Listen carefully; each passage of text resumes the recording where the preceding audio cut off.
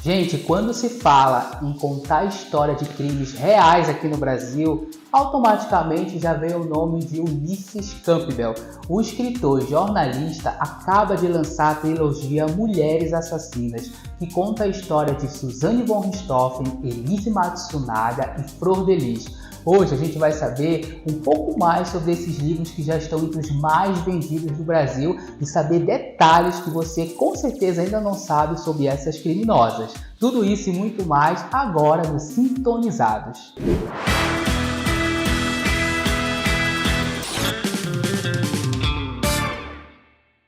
Ulisses, primeiramente, obrigado, por ter aceito o nosso convite. Grande prazer falar com você novamente. A gente falou lá atrás, já faz alguns anos aí. Muito obrigado, tá? Obrigado, Juan, pelo convite. Realmente, a gente conversou em 2020. Eu tinha acabado de lançar o livro Suzane, Assassina e Manipuladora.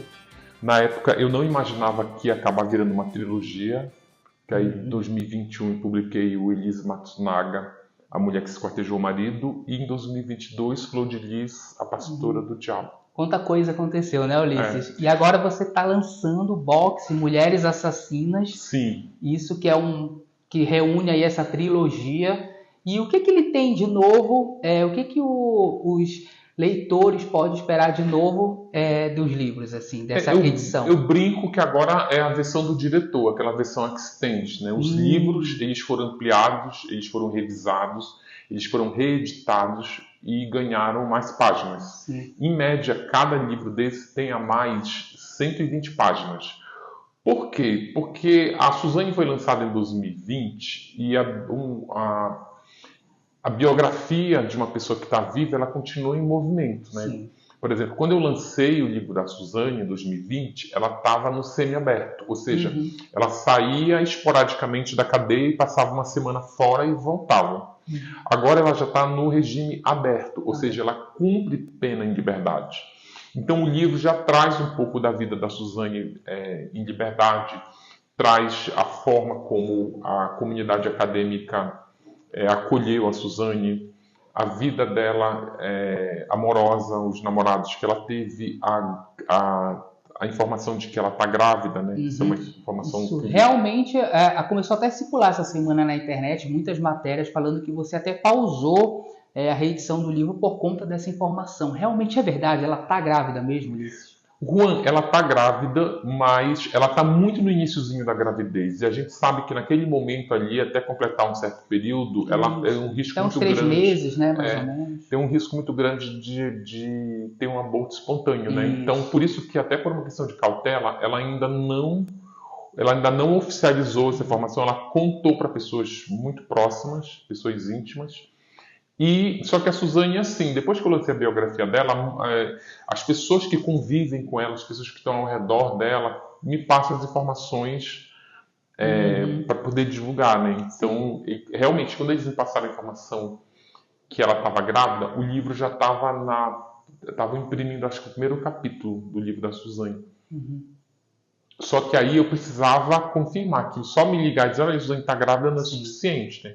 Eu tive que ligar para outras pessoas para poder confirmar essa informação.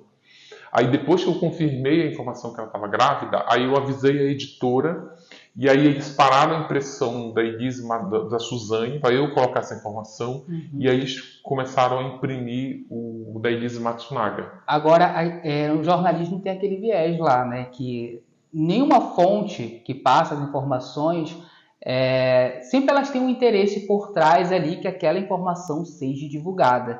Então, muitas dessas pessoas ali próximas, elas que passam essa informação, será que realmente com a autorização dela, assim, para querer que isso venha à tona, venha à mídia? Sim, tem muito isso. Tem bastante isso. Às vezes a Suzane tem... Primeiro que a Suzane é narcisista. Ela tem um narcisismo diagnosticado.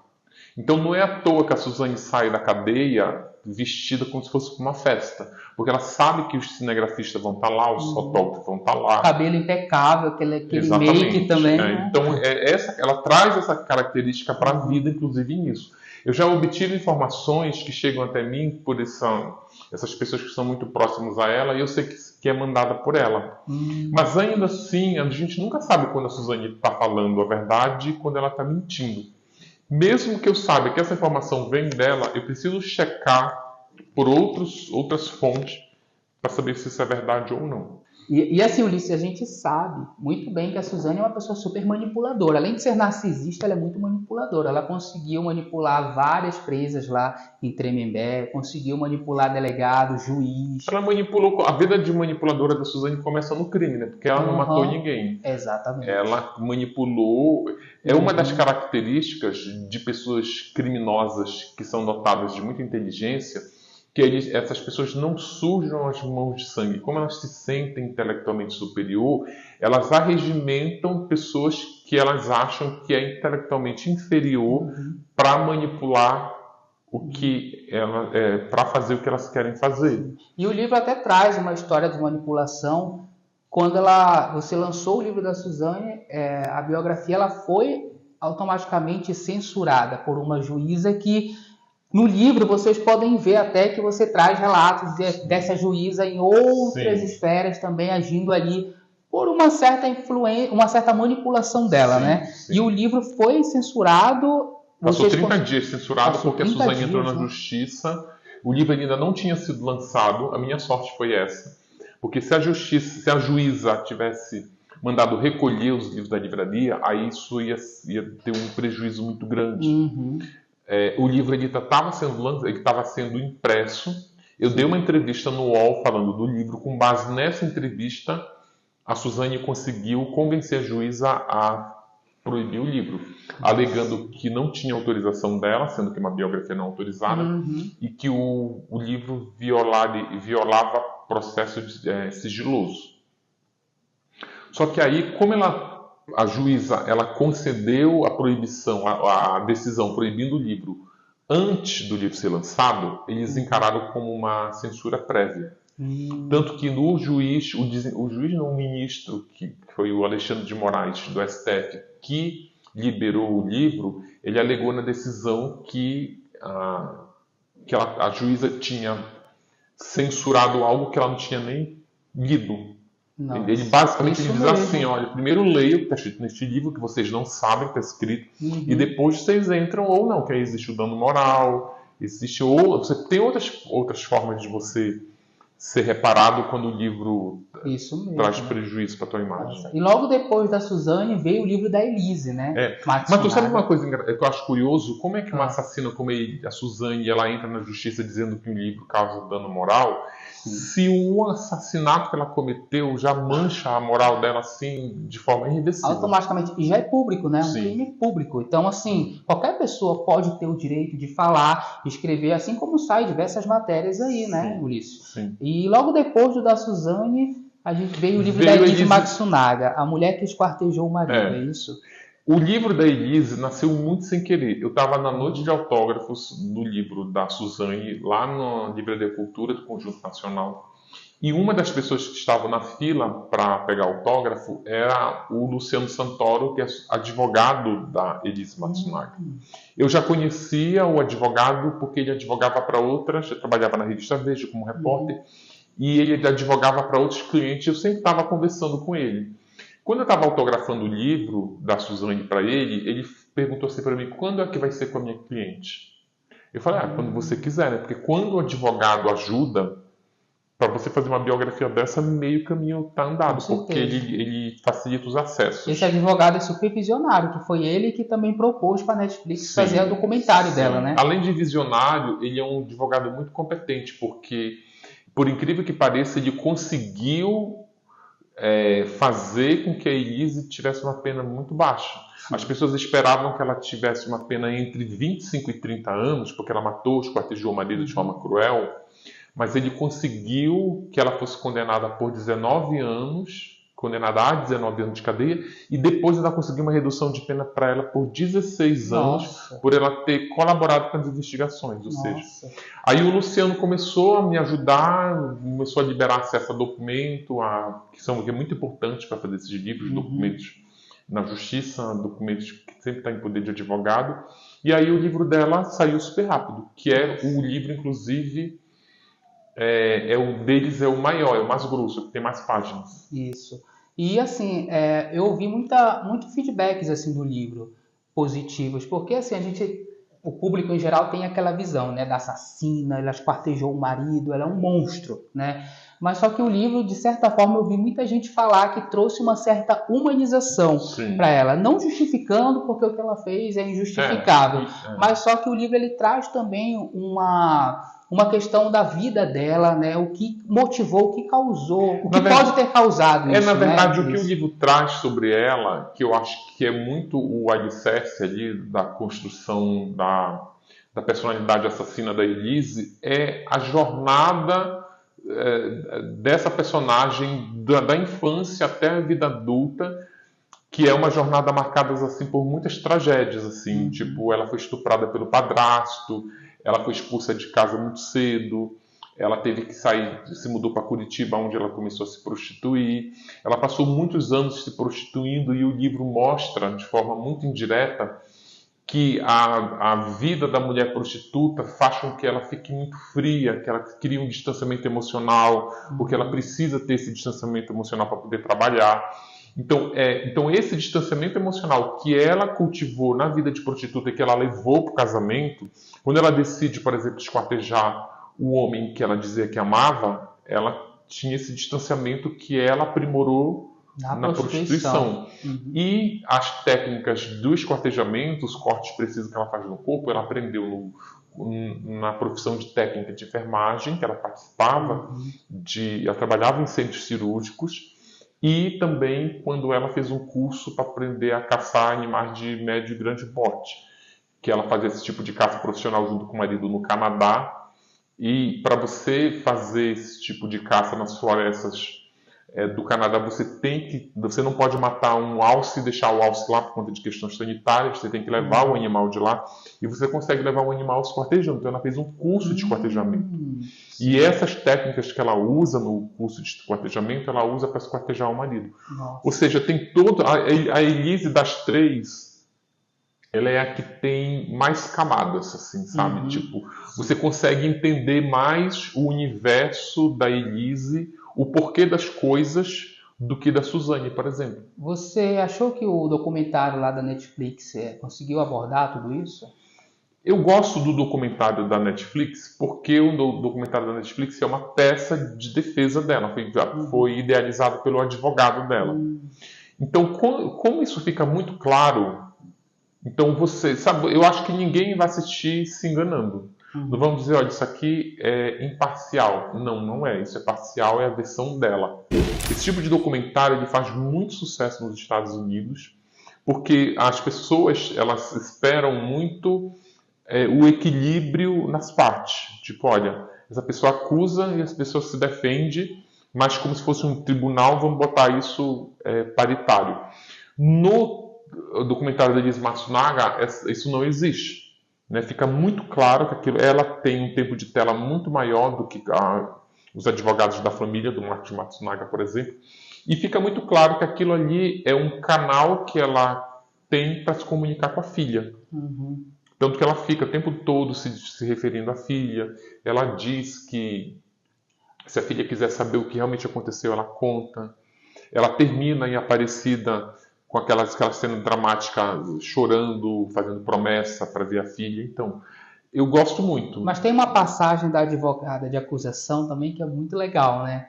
Que ela... Sim, da advogada do Marcos Matsunaga. Porque como ela diz que está fazendo isso tudo pela filha, aí a advogada Patrícia Cadice, ela tem ali, ela é entrevistada, é um tempo super rápido, né? Super rápido, mas ela tem uma frase de efeito, que ela diz, olha, se ela diz que está fazendo isso pela filha, isso não é verdade. Porque se ela estivesse fazendo isso pela filha, ela nem estaria aqui. Olha. Por quê? Porque o documentário, que inclusive é um dos motivos pelos quais a família do Marcos Matsunaga tentou impedir que esse documentário fosse feito.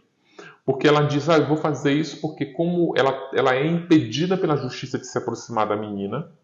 Só para contextualizar. A menina hoje já está com quantos anos? Ela está com 12. 12. Quando ela matou o marido, a menina era uma bebezinha de colo, tinha 9 meses. 9 meses.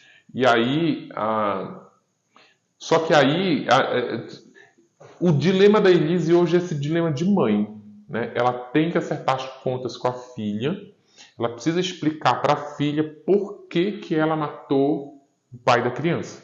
Não é aquele dilema de mulher, olha, eu matei meu marido. Não, você não matou seu marido, você matou o pai da sua filha. Pai da sua filha, isso. Então é esse dilema que a Elise Matsunaga vive, um dilema familiar. Então ela fez aquele documentário para tentar explicar para a filha.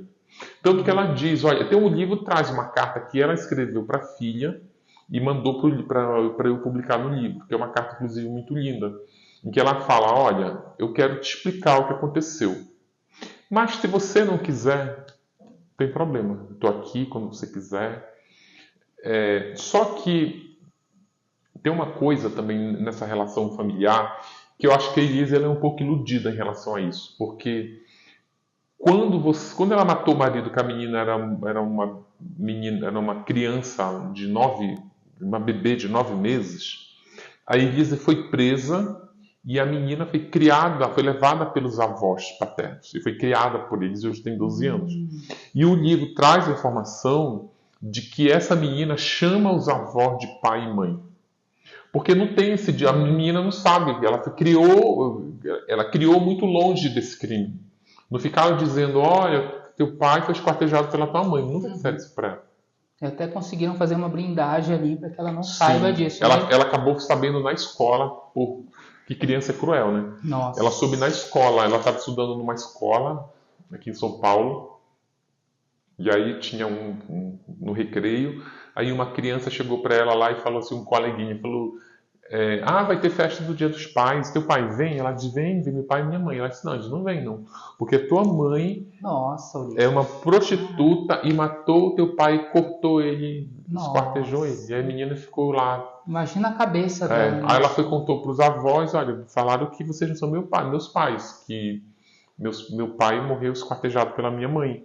Aí eles levaram para psicólogos, eles são milionários, né? Aliás, são bilionários. Né? Levaram para os melhores psicólogos e trabalharam a cabeça da menina. E hoje ela chama os avós de pai e mãe, respectivamente. Mas quando alguém pergunta, ela diz, não, eles são meus avós, mas eu chamo de pais. E até o momento, nessa atualização do livro, a Elise não conseguiu se reaproximar da filha. E nenhum tipo de contato. Nenhum. Pelo contrário, ela sofreu um revés, porque a família do Marcos, depois que ela saiu da cadeia, com muito medo dela se reaproximar, eles entraram na justiça com um processo para tirar o sobrenome da criança da certidão de nascimento dela. Imagina ter uma carteira de identidade onde não tem o nome do pai, o nome da mãe, só teria o nome do pai. Sim. Será que eles já conseguiram? Isso demora, isso não é fácil. Quer dizer, isso é relativamente fácil, não é difícil, mas não é rápido. Isso é muito comum, esse tipo de processo é destituição do poder familiar. Esse tipo de processo ele é muito comum quando você adota criança de abrigo, principalmente abrigos públicos, de onde essas crianças vêm de situação de risco, vêm da Cracolândia, vêm filhos de pessoas que cometeram crime e foram presas, então ainda estão muito crianças, vão para esses abrigos disponibilizados para adoção. E uma forma da pessoa de cortar um vínculo dessa criança com esses criminosos ou com essas pessoas em estado de vulnerabilidade, eles tiram dos pais e botam o nome dos pais adotivos. Nossa. E logo depois, esse livro da Elise veio da... Sabe o que eu queria falar também desse dilema familiar? Sim. Não é só da Elise, não. O Christian Cravinhos tinha um filho, que também era criança quando ele cometeu o crime, foi preso. E aí, essa criança, um adolescente adulto, quando ele completou 18 anos, ele foi lá no cartório e disse, não quero mais esse sobrenome, que eu não quero ser apontado na rua como filho de assassino. Foi lá e trocou. Ou seja, esse dilema é muito comum. E essas pessoas, elas têm em comum ainda, que isso é interessante, eles não têm sobrenome comum. Não é? Verdade. Eles mesmo, têm, né? Von Richthofen, Matsunaga, Cravinhos, Nardoni. Né? É sobrenomes muito marcantes, muito assim, que não tem como não associar, né? E logo depois desse livro da Elise veio da Flor de Lis, a pastora do diabo. Veio a Flor de Lis. Ulisses, a história da Flor de Lis até hoje, muita gente causa dúvida em muita gente se realmente é verdade tudo aquilo que foi ventilado na mídia, Olha, sobre orgias, casas de swing. Eu vou te confesso que eu achava que não era nada verdade, até eu ir pesquisar. Fui lá para o Rio, passei 8 meses no Rio. O universo da Flor de Lis é um universo ele é um universo fantástico.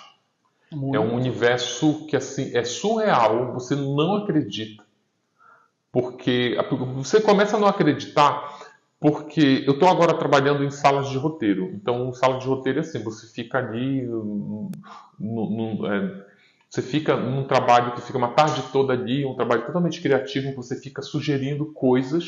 Só que às vezes as pessoas sugerem coisas na sala de roteiro e falam, não, isso aí é muito absurdo, isso não existe. Só que aí, quando você vai para esse universo da Flor de Lis, tipo, eu fui assim também, não, isso não existe. Começa pela costura familiar que dá origem à grande família dela. Que ela era mãe de uma menina chamada Simone. A Simone começa a namorar um rapaz chamado Anderson. Ou seja, esse Anderson, ela é sogra desse Anderson, né, que é namorado da filha. Só que aí a filha dá um pé na bunda do Anderson, aí o Anderson começa a namorar a Flor de Lis. Ou seja, ele é promovido de genro para namorado. E era namorado da Simone e passa a ser padrasto da Simone. Ou seja, até essa costura familiar, como tudo começa, e aí a Simone começa a namorar um irmão chamado André Luiz. Nossa, ou seja, é uma costura familiar muito louca, que aí eu tenho certeza assim, que as pessoas não estão entendendo, que é muito surreal. Tudo que foi ventilado na mídia é algo muito surreal, realmente, porque assim, a gente faz acreditar, nossa, e eles construíram um império, né? Sim. Um império religioso. Muito do Anderson. O Anderson foi o visionário. Esse Anderson, que aí ele namorava a Simone começa a namorar o irmão, André Luiz, aí o Anderson passa a namorar a Flor de Lis, e ao mesmo tempo continua namorando a Simone. Ou seja, é a partir desse emaranhado familiar, promíscuo e incestuoso, é que começa a nascer a grande família. O que é importante mostrar nessa origem? Porque você mostra que é uma família desprovida de qualquer valor moral. Porque se você tem numa família um padrasto que transa com a filha, transa com a esposa, e a filha transa com o irmão, outra filha vem e transa com ele, você vê que essa falta de esteio moral faz com que essa família seja capaz de qualquer coisa, inclusive de planejar a morte desse Anderson quando eles descobrirem que ele não é mais interessante estar na família. Nossa, gente, é muito louco. É muito louco isso. Espírito da verdade, me conduz e me dirige agora. Então que eu saiba usar essa oportunidade, meu Deus. A dor de saber que meu marido foi assassinado. Eu não tive a chance sequer de vê-lo aqui, de abraçar meu marido, de me despedir. E até hoje, assim, há muito questionamento, né? Agora ela pediu uma autorização para casar no presídio, foi isso? Sim, ela pediu.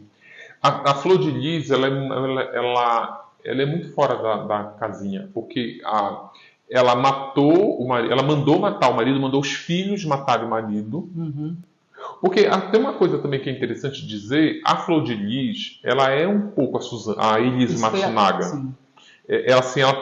Eu entendo os motivos que levaram ela a matar o marido, porque o Anderson, usando um trocadilho aqui, não era uma flor que se cheirasse. O Anderson era um homem abusador, ele cometia abusos patrimoniais, ele se apoderou da Flor de Lis, ele tirou a Flor de Lis da favela do Jacarezinho, transformou a Flor de Lis naquilo que o Brasil todo conheceu, numa cantora gospel de sucesso, transformou ela na deputada federal mais votada do Rio de Janeiro, numa pastora de multidões. Ele era, mais ou menos para as pessoas entenderem, ele era o que a Marlene Matos era para a Xuxa. Tipo assim, a Xuxa... A mente por trás do negócio. Sim, ele era a mente por trás do negócio. Só que a Xuxa conseguiu se livrar da Marlene Matos no momento que ela achou oportuno. A Flor de Lis, quando quis se livrar da Marlene Matos dela, no caso o Anderson, não conseguia sem que o matasse. Porque o Anderson, a vida do Anderson era a vida da Flor de Lis. Era como se eles fossem uma só pessoa. Porque, por exemplo, quando ela foi eleita deputada federal, ele andava pelo Congresso com um crachá de deputado. Os deputados diziam que ele era ele era o deputado número 520, porque só tinha o 519, mas como ela não tinha... A Flor de Lis, ela não sabia andar do gabinete dela até o plenário. Eu não sei se você já foi lá no Congresso, que assim, é um labirinto. Você não souber qual é, às vezes tem até mapinha. Se você não souber qual é o corredor, você vai parar em outro lugar, você não vai parar no Congresso, no plenário. E aí ela não sabia. O Anderson sabia aí já, e ele tinha um crachá, que era um crachá que só os deputados tinham, que dá acesso à mesa diretora, que é aquele espaço que fica por trás quando eles estão sentados ali no plenário. Então, assim, para ele, o mandato era dele.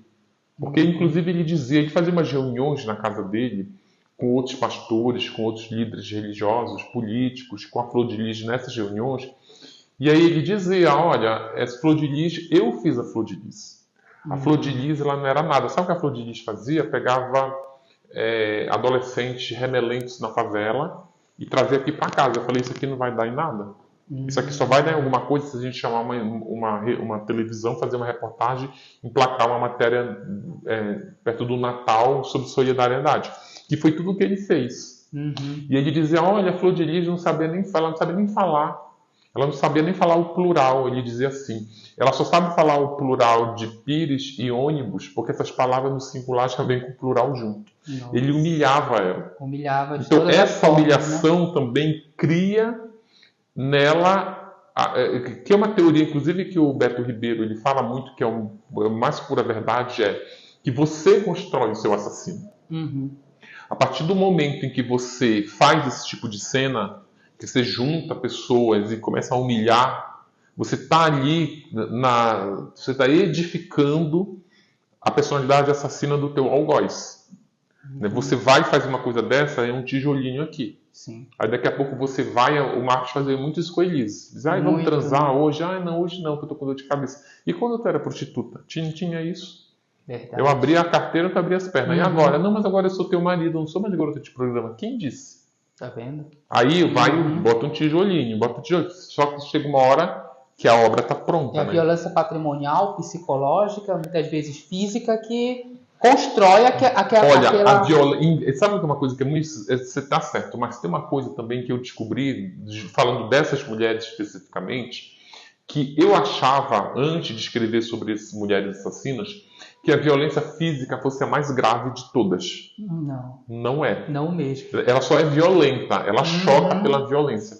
Mas a Elise e a Flor de Lis nunca levaram um tapa do marido. Nunca. Mas elas sofriam outros tipos de violência psicológica que acabaram, falando delas, tá? Que acabaram nelas provocando um desejo muito maior de matar o marido do que... o Anderson era violento com os filhos, mas com a Flor não. A violência, a chave vira, no caso da Flor de Lis, porque como ele tomava conta da carreira dela, ela não sabia quanto ela ganhava de cachê quando ela ia se apresentar num show, ou num culto, que ela também fazia muitos cultos, né? E eu tava querendo. Não sabia quanto era o salário de deputada. Ele tomava conta de tudo. De tudo. E aí, se ela precisasse de dinheiro, tipo a mãe da Larissa Manoela, né? Se precisasse de dinheiro, ela pedia e ela dava. E ele dava. Nossa. Mas ele reclamava, por exemplo, ela fez uma viagem para os Estados Unidos e ela viu uma peruca que custava $6.000 e que era a mesma peruqueira da Beyoncé. Eu queria essa peruca. Ele olhou para isso e disse, não, essa não. Pega essa aqui que é mais barata. Ou seja, só que aí a Flor de Lis, ela falou o seguinte, olha, eu saí da pobreza extrema, e era mesmo. Ela saiu do núcleo mais pobre da favela do Jacarezinho. Só que aí ela foi enriquecendo. E ela fala assim, olha... se eu sair da pobreza, a gente tinha o almoço, mas não tinha o jantar. Então aí tu vai crescendo economicamente, e aí daqui a pouco ele diz, olha, tu é um sucesso como cantora, ela não tinha sido eleita, tu é um sucesso como cantora, tu é um sucesso como pastora, teus discos estão vendendo bem, toma 100 mil por mês. Aí daqui a pouco, não, toma 120 mil. Ela diz, olha, para quem não tinha nada, Nada, né? 120 Nossa. mil é muito, cara, Muita muito coisa. obrigada, olha, você é a pessoa mais bondosa do mundo, muito obrigada, sobe ali, grava mais um disco, faz mais um culto, vamos viajar ali, fazer mais um culto, toma mais 100 mil de novo. Nossa, obrigado. Só que aí ela fez uma viagem para Bruxelas, para fazer um culto lá, uma apresentação. E aí, curiosamente, ela perguntou, mas, mozinho, quanto foi esse cachê? Ele falou assim, foi 30 mil dólares. Uma porcaria esse cachê, que eles são tudo mão de vaca. Ela disse, tá ótimo. Ainda naquele Com base no pensamento que ela tinha lá atrás. Só que ele foi tomar banho para se arrumar no hotel e ela foi procurar o passaporte, que eles já iam para o aeroporto. Aí ela abriu uma pasta dele e viu o contrato lá. O show tinha sido 180 mil dólares. Nossa. Aí ali vira uma chave. Ela disse, cara, eu tô sendo muito roubada. Eu tô sendo muito roubada. E aí, com esse sentimento de ter sido passado para trás, esse é um sentimento, eu não tô sendo roubada aqui. Eu tô sendo roubada a vida toda. A vida toda eu tô sendo roubada. É essa a conclusão que ela chegou. Aí, a partir dali, ela vê que é impossível, eu tô sendo roubada, mas eu não consigo dizer, olha, não quero mais, vai para tua casa. Por quê? Porque eles eram uma única pessoa. Já envolvia muita coisa ali. Então, assim, não era só ela sair. Então, ela também abrir mão de muita coisa e perder muita coisa ali que ela construiu com ele, né? Ela não ia saber respirar sem ele. Nossa. A Flor de Lis, ela não conseguia ir na padaria comprar um pão. Agora eu te pergunto, e hoje a Flor de Lis na cadeia? Como é essa Flor de Lis presa? A Flor de Lis presa, ela levou para dentro da cadeia um pouco do estrelato que ela tinha, porque das 3 assassinas, a Flor de Lis é a única que já era celebridade antes de ser assassina. Então ela já tem lá uns 300 mil seguidores no Instagram, as músicas dela são muito ouvidas nas plataformas, os cultos delas enchiam. Ainda tinha esse recalque do Anderson. O Anderson era pastor, ele fazia os cultos dele, mas quando eram os cultos da Flor de Lis, a igreja bombava. A dele ficava mais ou menos, então ainda tinha esse recalque.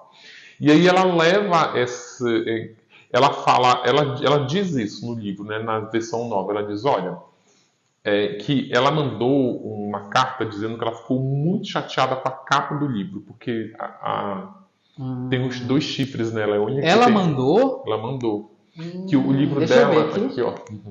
Ó, gente, vocês vão ver agora aqui na tela, maior, para vocês. Aqui, ó. Eu não tinha identificado isso também, esse detalhe.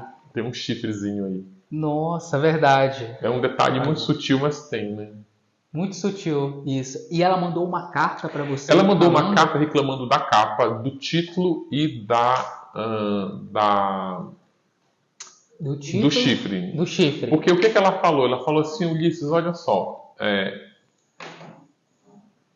me tiraram o meu marido, porque ela jura que não foi ela que matou o marido, né? Tiraram o meu marido, tiraram meus filhos, porque alguns foram presos porque mataram o Anderson, tiraram o meu mandato de deputada, porque ela foi cassada, tiraram minha casa, porque ela perdeu a minha casa. O que restou de tudo? A minha função de pastora.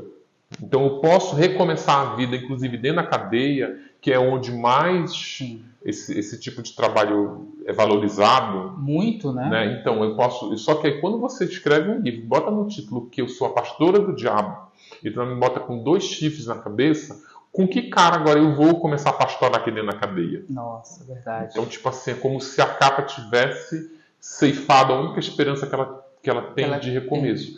Mas ainda assim ela se mostrou que ela estava um pouco enganada, porque ela começou a assinar a Bíblia dentro da cadeia, dar autógrafo em Bíblia. Sim. Ela está fazendo culto. Ela tem o livro novo, ela traz uma história muito interessante, que ela começou a ser protegida por uma liderança do Comando Vermelho que tem dentro da cadeia. Nossa. Porque essa liderança, inclusive outras presas queriam bater na Flor de Lis. Aí essa liderança não estava nem aí para ela, só que essa liderança, ela adoeceu, ela teve um princípio de trombose, aí achava que ia morrer, chama a Flor de Lis aqui para ela me curar. A Flor de Lis lá fez um ritual de cura, a mulher supostamente ficou curada, e ela, como era líder da cadeia, era o Sandrão da cadeia. Nossa, disse assim, agora ninguém toca o dedo na flor de lis. Olha só. E ela tem um pouco também da manipulação da Suzane, né? Tem. Porque ela manipula Tem. os filhos a fazer tudo o que fez e ela, querendo ou não, manipula através de Deus.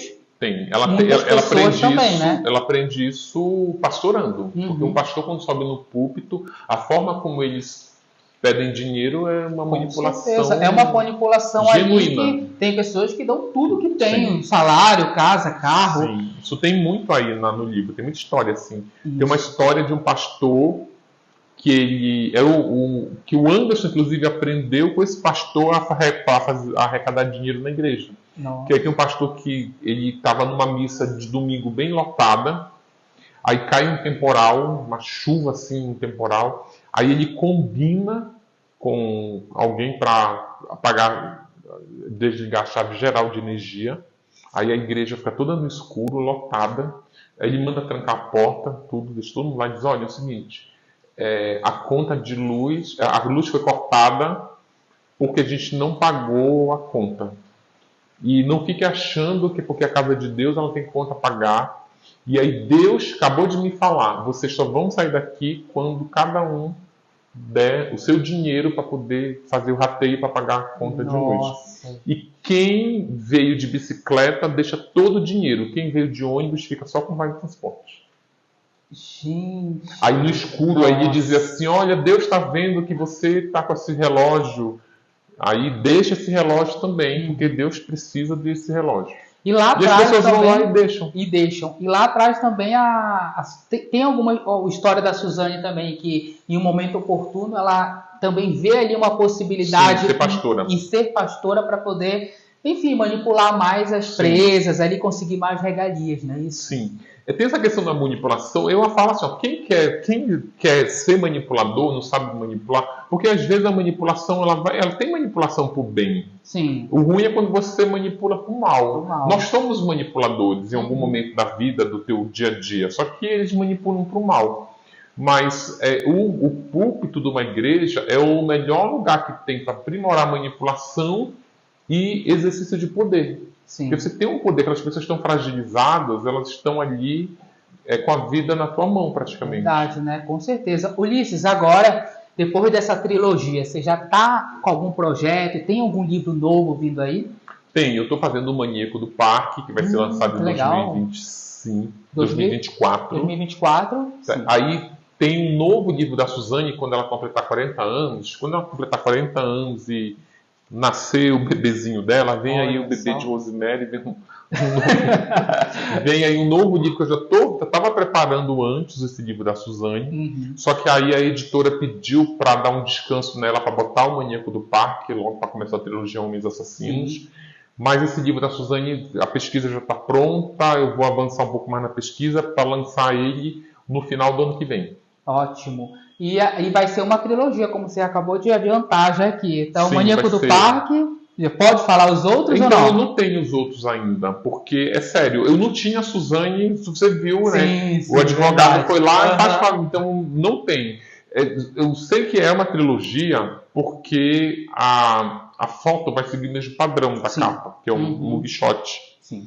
Então, e é uma demanda do mercado fazer trilogias. Tanto que o box Mulheres Assassinas é uma demanda do mercado, sabe? Isso. Porque as pessoas compravam juntos. Eu compro os três. Aí a editora propôs, o mercado exigiu da editora, faz o box. Aí a editora resolveu fazer o box e falei, olha, não vejo sentido nenhum em fazer o box para só enfiar os 3 livros desatualizados junto. Vamos atualizar, eu levei um ano atualizando. E eles saem super atualizados. É isso, gente. Então, só reforçando, o box, ele não é os 3 livros ali como os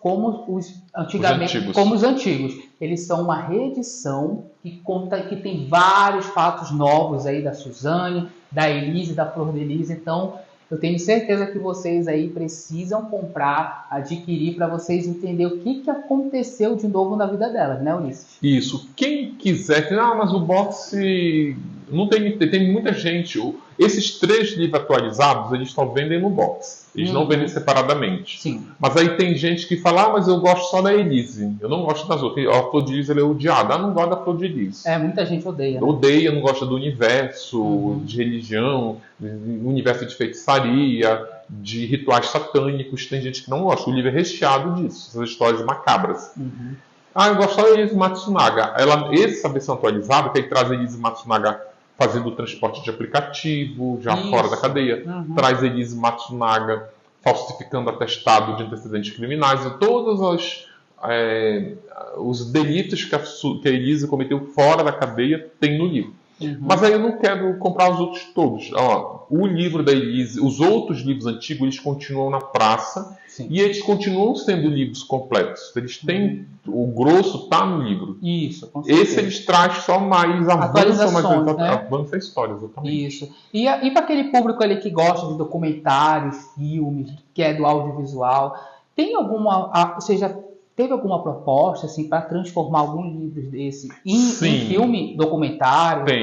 Tem. Eu não posso falar muito nisso porque tem muito contrato que envolve confidencialidade. Sim. Mas tem o livro da Elise e o da Suzane já tiveram os direitos autorais comprados pelo audiovisual. Está sendo desenvolvido um projeto. Eu estou participando desse projeto, mas eu não posso falar ainda o que é. A Flor de Lis ela já está sendo sondada para fazer um longa sobre a vida dela também, mas está muito ali no início. Mas isso fica com uma outra entrevista, né, Ulisses? Outra entrevista, porque essas coisas, o audiovisual é tudo muito mais devagar, tudo mais com certeza, demora muito. Para finalizar, você gostou do documentário que acabou de sair agora na Netflix do Nardones? Olha, eu não gostei do documentário, Juan, porque eu acho que ele perdeu a oportunidade de se aprofundar um pouco mais no crime.